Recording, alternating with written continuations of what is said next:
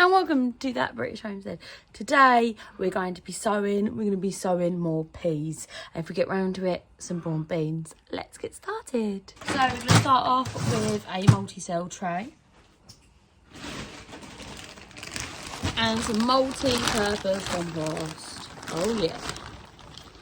Now, this is like my best favourite time. My best favourite time to do this because it means I don't have to worry about watering. I will start them out outside and then I'll move them down the allotment. But it means I don't have to worry about watering them because I don't have any birds problems and they'll be up off the floor so there won't be any slugs. So it'll be very exciting for us all. This is a great thing to do on one of those days that are really wet and miserable. So you don't really want to go outside. Like when I say wet, I mean like swimming wet.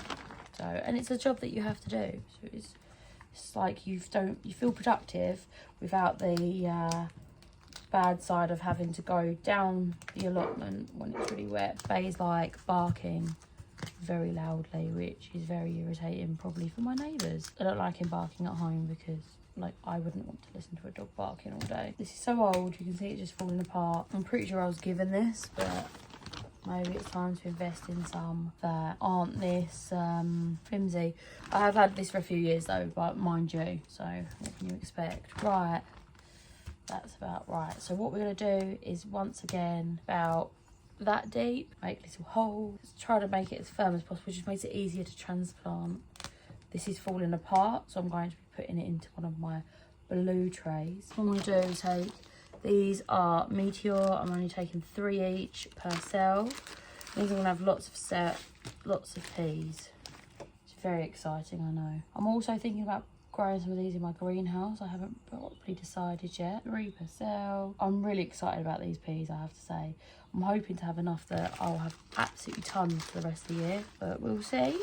We will see. Never grown them over winter before. It's very exciting. And it's nice that you can actually store them dried. My ducks love dry peas. So if I do run out of freezer space because I have so many, that is an option. They're relatively cheap, peas, because you get so many. These ones are from Premier Seeds and I don't think they were more than a couple of quid.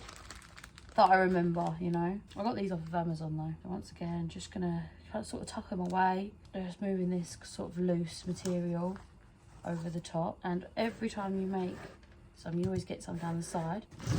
Once again, it's always better to sort of put them overnight in water, but I never do, so. Oops. So what I'm doing is just going ahead and putting it in there because this is not particularly stable.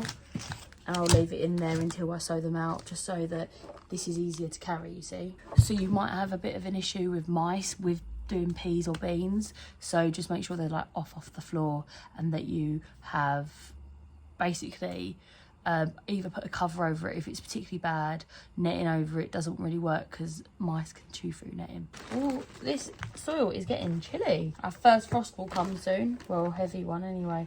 Might have been a couple of lower ones, I'm not sure. What is the matter? Hey, what's the matter? Look at him.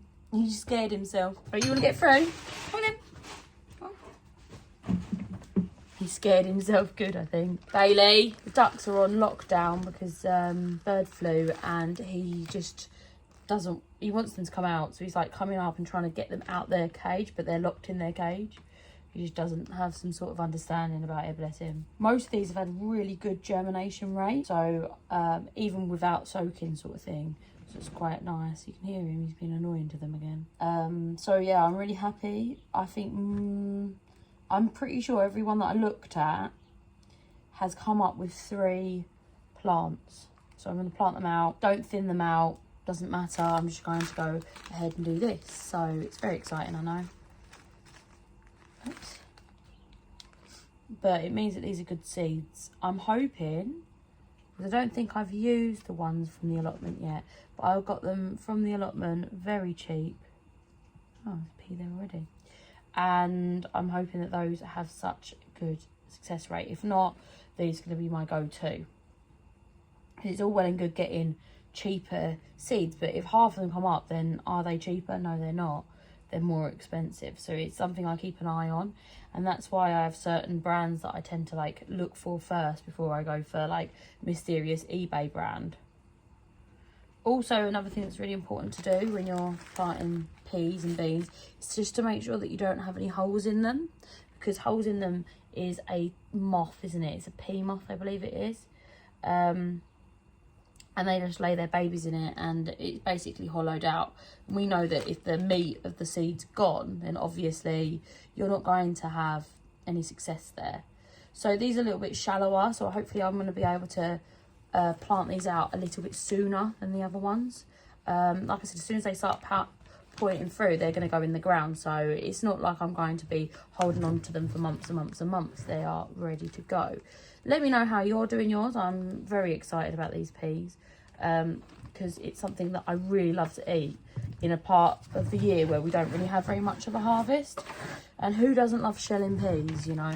I actually really hate it, but Jasmine loves it. So there we go. Lovely, in we go. I am going to, look at my hair.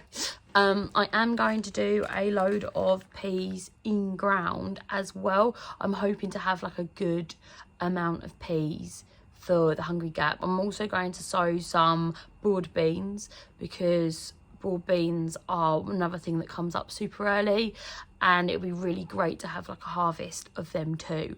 I like variety, so I'm hoping between the cabbages and all of that sort of stuff that I'll be able to have a nice lot of variety, so that I'm not getting bored in my later eating. We'll also have everything we've stored up for the winter, and it is quite a lot. Hello, I'm back. I've been painting. I painted my living room because it was looking a little bit, so I decided to paint it.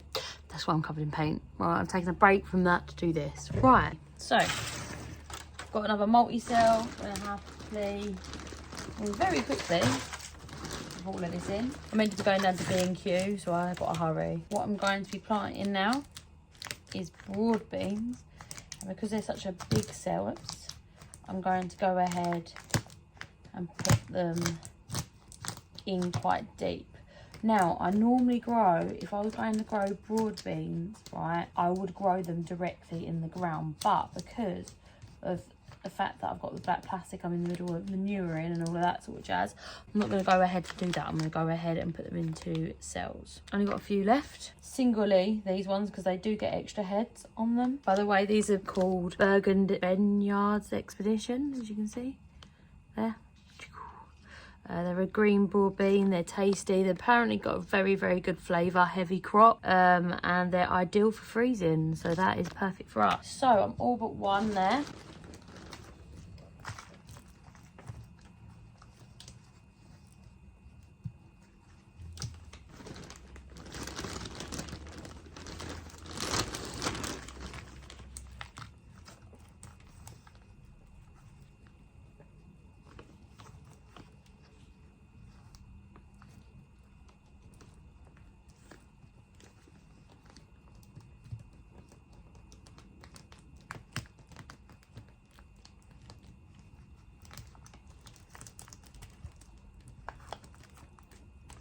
Once again, this is not the best. It's still sort of falling apart, but it will do. I'm always like a make, do and mend sort of person. Never throw anything away. Now, you can grow under glass, that is. You can grow some of the all year round. That's only under grass, okay? Glass. I'm going to go ahead and do that. Just light sprinkle. I'm going to do a few of them. It helps if I get them in the right cells, doesn't it?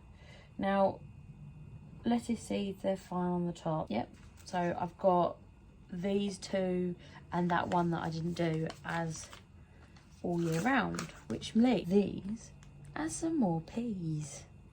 I might put more, I've got more broad beans I should say actually.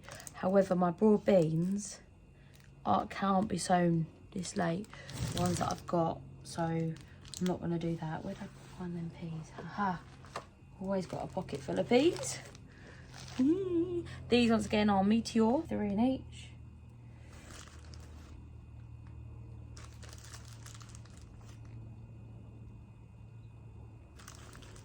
It's pretty incredible, but because these don't have the same head, that's why you don't multi-sow the board beans, or I would. Apparently, I don't know if you guys believe this or not, but apparently going to be a bit of a shortage of food this year. Makes me worried.